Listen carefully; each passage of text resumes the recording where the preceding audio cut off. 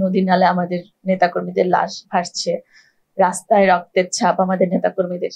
নেতাকর্মীরা কেউ রাস্তায় বের হতে পারতো না, অলিতে গলিতে পুলিশের চেকপোস্ট, অনেক সময় জেলে থেকেছে। তো এই সময়গুলো তো ধরেন খুবই একটা কষ্টের মুহূর্ত, যে গোয়েন্দার পুলিশ সবসময় আমাদের উপরে নজরদারিতে রাখতো। এমনকি আমার বাচ্চারা যখন নিচে খেলতে যেত, সেটাও তাদের কাছে ইনফরমেশন থাকতো, তারা কি ড্রেস পরে যাচ্ছে, কি সাইকেল চালাচ্ছে, কতটুকু, এই ধরনের ঘটনাগুলো থাকতো। সে জায়গায় সে একটা সময় অনেকটা সময় জেলে কেটেছে। জেলের ঠিক মতো জেলের জীবনটা তো খুবই কঠিন, সেখানে ট্রিটমেন্ট পাওয়া যাওয়া যায় না। অনেক ক্ষেত্রে তার ব্যাক পেন ছিল, হার্টের বিভিন্ন প্রবলেম ফেস করেছে, সেগুলো তো প্রপারলি সেখানে ট্রিটমেন্ট করা হয়নি। এমনকি বের হয়েছে যখন, তখনও ওরকম যে দেশে বাইরে যে করবে, এয়ারপোর্টে একটা ইয়ে ছিল যে নিষেধাজ্ঞা ছিল, এই নাম্বার গুলো যারা আছে তাদেরকে গ্রেপ্তার করা হবে। তো যখন বের হলো তখনও কিন্তু ওই যে লুকিয়ে লুকিয়ে থাকতে হতো।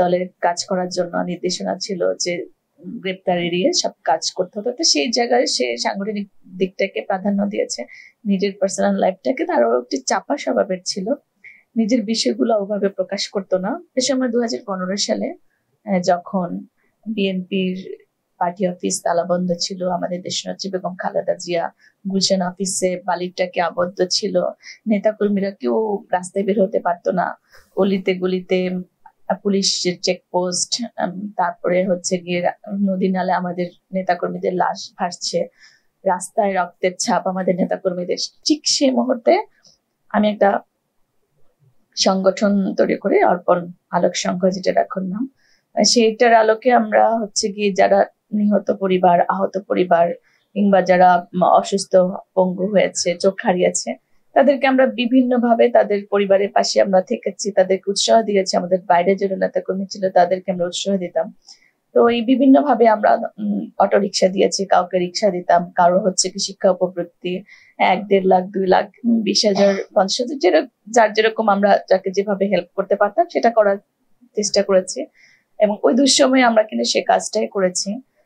এখন আবার আমাদের এই সেটা আমরা অব্যাহত রেখেছি, আজ গতকাল পর্যন্ত আমরা সেই কাজটা অব্যাহত রেখেছি। তারপর এখন যেটা আমরা মনে হচ্ছে, আমাদের শহীদ রাষ্ট্রপতি জিয়া রহমানের যে আদর্শের কথা আমরা বলি, দেশনেত্রী বেগম খালেদা জিয়ার দেশপ্রেমের কথা বলি, আমাদের ভারপ্রাপ্ত চেয়ারম্যান স্যার যেই কথাগুলো আমাদের প্রকাশ করতে চাচ্ছেন, আমাদের যে ঐক্য চাচ্ছেন, যে বৈষম্যহীনতা চাচ্ছেন, আমাদের নেতা কর্মীদেরকে যেভাবে রাজনৈতিক ক্ষমতার পরিচর্যা পরিহার করে একজন মানবিক মানুষ হবার জন্য তিনি আহ্বান করছেন, সেই জায়গা থেকে আমরা, আমার অর্পণ সংঘ থেকে আমি সেরকম বিষয়গুলো, চিন্তাগুলো সাধারণ মানুষের কাছে, আমাদের শিক্ষার্থী যারা আছে তাদের মাঝে স্টাবলিশ করার জন্য আরেকটা চেষ্টা করছি, যে এই বিষয়গুলা আমাদের যা প্রয়োজন দেশের জন্য, আমাদের শিক্ষার্থীদের জন্য, আমাদের শহীদ রাষ্ট্রপতি জিয়া রহমানের আদর্শের সব কথা সবাই বলেন, কিন্তু সবাই একটা স্লোগান নির্ভর রাজনীতির মধ্যে সীমাবদ্ধ রাখছে নিজেকে।